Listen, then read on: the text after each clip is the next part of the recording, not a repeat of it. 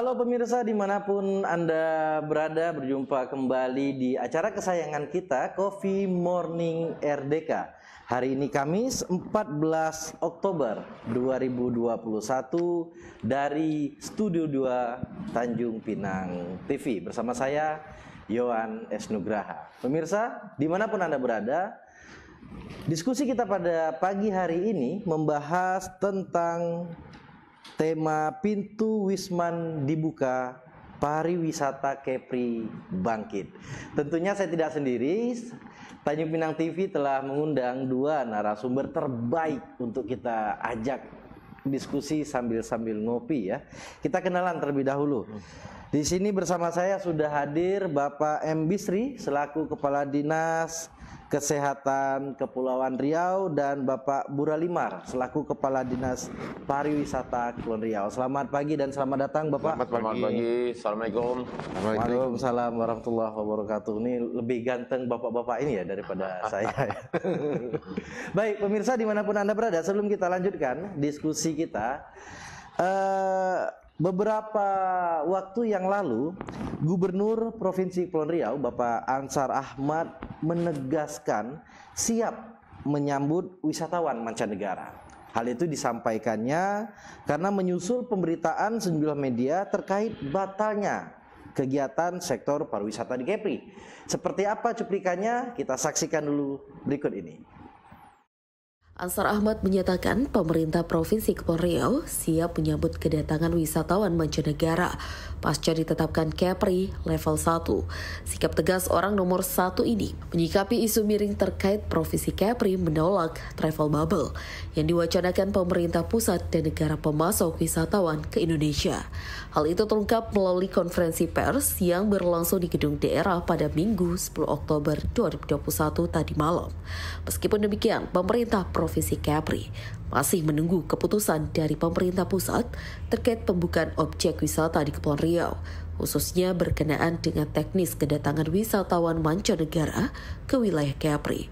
Pemerintah Provinsi Kepri juga telah menyusulkan sejumlah arahan kebijakan dalam kegiatan di sektor pariwisata tersebut kepada pemerintah pusat, seperti konsep karantina kewilayahan, lokasi kegiatan pariwisata, hingga durasi proses PCR bagi wisatawan mancanegara dari beberapa daerah, khususnya Singapura dan Malaysia. Klarifikasi Gubernur Kepri ini dilakukan untuk meluruskan pemberitaan sejumlah media asing yang menginformasikan bahwa kegiatan pariwisata travel bubble kembali ditunda oleh pemerintah Indonesia akibat dari fluktuasi dari penyebaran COVID-19 di negara tetangga. Oke pemirsa, demikian tadi cuplikannya dan kita langsung ke diskusi pertama. Kita ngomong pariwisata, tentu kita akan berbicara dengan Bapak Buralimar. Jadi kita kompleks hari ini ya. Kalau ngomong pariwisata kita bersama Bapak Buralimar. Kalau kita ngomong tentang COVID, nah kita langsung ke Kepala Dinas Kesehatannya langsung ya. Pak Buralimar, untuk menghangatkan suasana pagi hari ini Pak. Dan mungkin tidak banyak masyarakat Kepulauan Riau yang mengetahui. Sebenarnya travel bubble itu apa tuh Pak? Ya. Karena kita tahu kalau orang Melayu ini bilang bubble ini macam gula-gula getah. Jadi monggo penjelasannya Pak. Travel bubble itu apa sih Pak? Oke. Terima kasih Mas Yohan atau Bro Yohan atau apa nih? Apa aja boleh Pak. Bang Yohan. Pertama terima kasih diundang sebagai narasumber dalam Coffee Morning pagi ini di TV Tanjung Pinang ini, TV TPI ini. Salam sehat selalu, salam hormat ya. Mengenai travel bubble dapat kami jelaskan itu istilah dalam ekonomi. Travel ini ke perjalanan, bubble itu gelembung, balon. Kalau bahasa Melayunya gelembung lah ya. Jadi kerjasama antara dua negara atau lebih terhadap beberapa sektor ekonomi. Cuma untuk travel bubble ini ditarik untuk sektor pariwisata. Sebetulnya bubble artinya itu kerjasama antara negara semua sektor, tapi dibuat travel bubble khusus untuk sektor pariwisata, di mana kerjasama tersebut satu negara atau lebih dari dua negara atau lebih dari dua negara. Khusus kemarin kita sudah bahas berkali-kali, bahkan sejak tahun lalu mungkin sejak Desember tahun lalu kita sudah bahas mengenai travel bubble ini. Ini adalah program kita bersama, terutama pemerintah pusat, menjadikan Bali, Batam, Bintan sebagai pilot project untuk penerapan travel bubble antara Indonesia dan beberapa negara seperti itu. Khusus di Batam dan Bintan, Kepri itu dengan Singapura. Itu kita bahas sudah berkali-kali, bahkan sampai ke hal-hal teknis gitu. Jadi sudah dalam bentuk draft MOU, peninjauan dan lain-lain, baik di Lagoy sendiri, Batam, karena Batam di Nongsa. Kita tunjuk Batam itu di wilayah Nongsa Sensation, sedangkan Bintan itu di Lagoy. Jadi kita spesifik lagi. Nah, micro travel bubble namanya itu. Apa yang membedakan travel biasa dengan travel bubble? Travel biasa semua negara selama ini, zaman era sebelum pandemik semuanya bisa masuk. Ada kalau Indonesia ada 189 negara boleh masuk. Tapi karena tidak ada masalah selama ini, karena begitu pandemi intensifkan lagi kerjasama tersebut untuk membatasi beberapa negara, karena kita keperluannya hanya negara tertentu zaman pandemik ini. Mungkin saja nanti setelah normal kembali ke normal seperti biasa gitu, tidak perlu kerjasama, tapi sudah melalui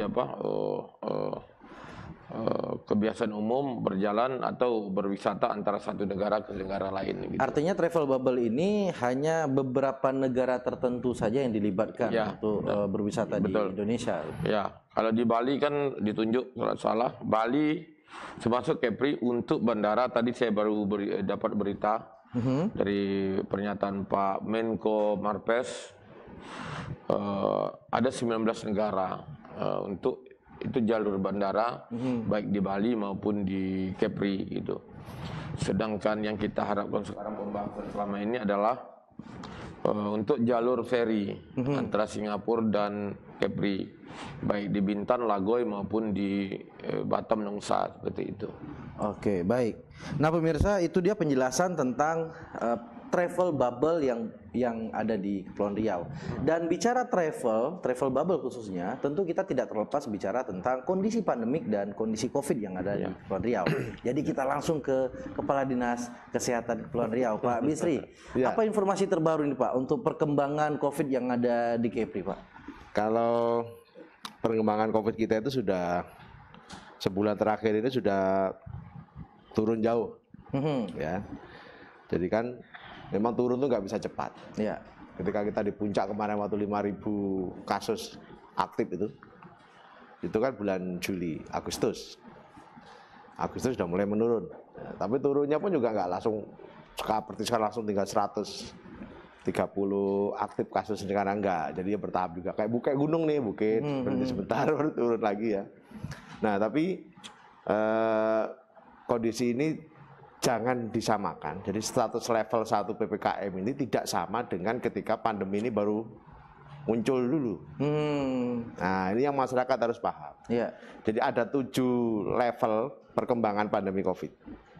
Mulai dari tidak ada, muncul klaster, sporadis, kemudian komunitas. Komunitas itu sudah menyebar di masyarakat. Nah ketika udah nyampe komunitas ini, dihitung 4 level, 1, 2, 3, 4 itu. Jadi sebenarnya level 1 sekarang udah level 4 juga. Kalau kita itu dari perkembangan pandemi, jadi masyarakat jangan berpikir, oh kita udah aman nih, udah normal seperti dulu. Tidak, sama sekali tidak. Ya kan? Kasusnya beda dulu, kasus cuma 1, 2. Awal-awal muncul kan, sekarang masih 140 level 1. Ada situ udah. Artinya 140 orang ini masih bisa menulari. Coba kalau menulari 10 orang aja udah berapa? Langsung 1.500. Dalam sehari kalau kita tidak menjaga protokol kesehatan dengan cepat. Makanya kenapa kemudian ketika membuka travel perjalanan masih perlu kehati-hatian di situ. Ya, sehingga ada istilah travel bubble dan lain-lain.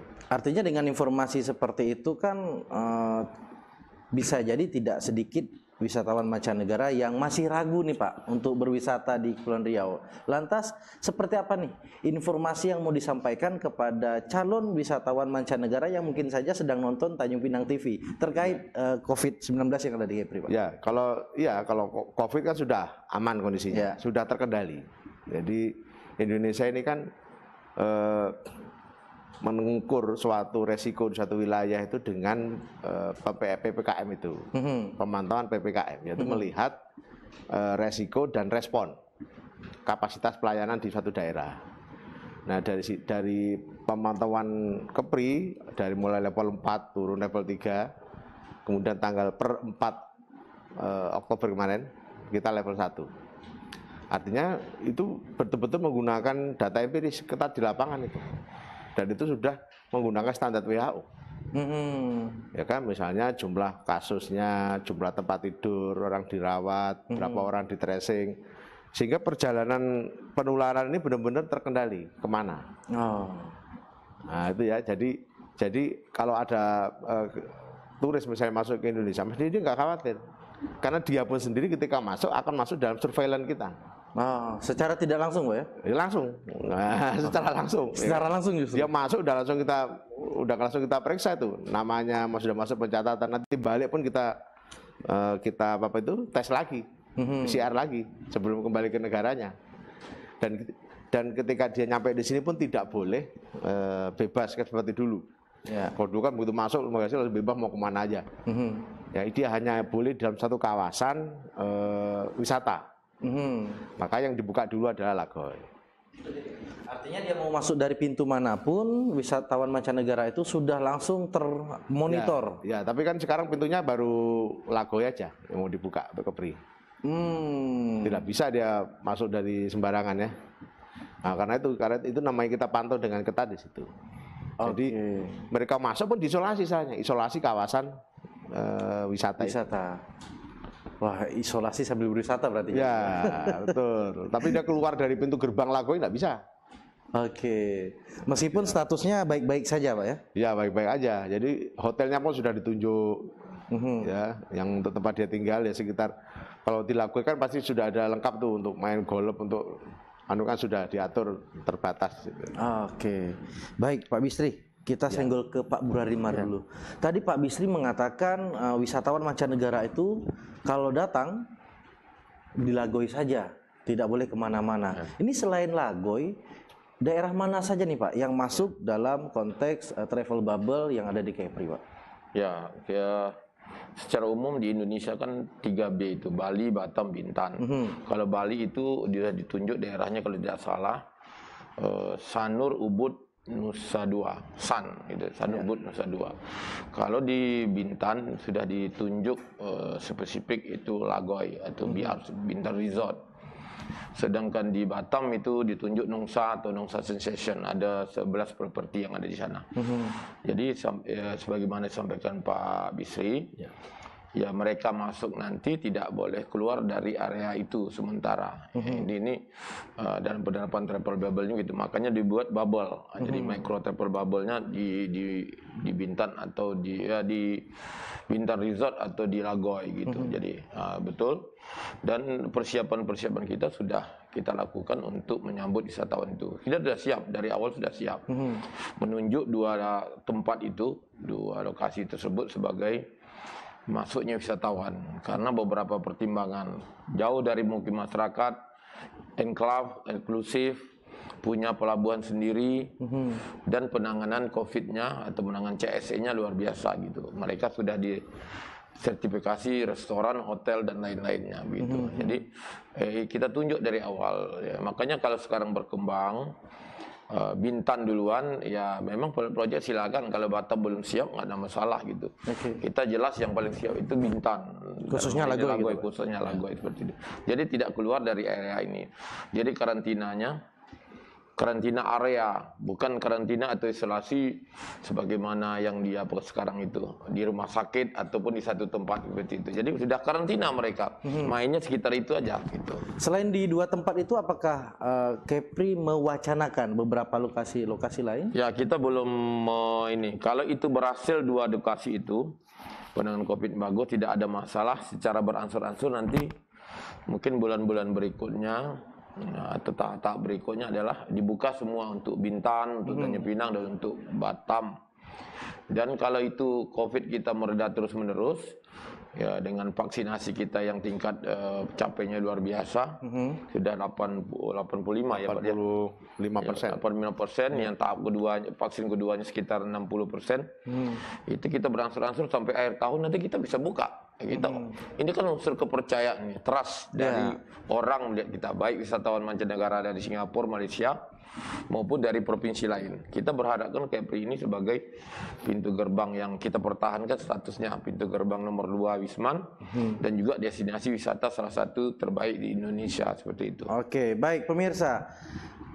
Sambil kita bicara trust atau kepercayaan, lantas seperti apa kesiapan, keyakinan pemerintah Provinsi Kepulauan Riau khususnya di bidang pariwisata terhadap implementasi travel bubble ini, dan seperti apa perkembangan informasi COVID yang ada di negara-negara tetangga yang mungkin bermitra dengan pariwisata yang ada di Kepri. Tapi sebelum itu tentu kita rehat sejenak, ngopi-ngopi dulu setelah yang satu ini.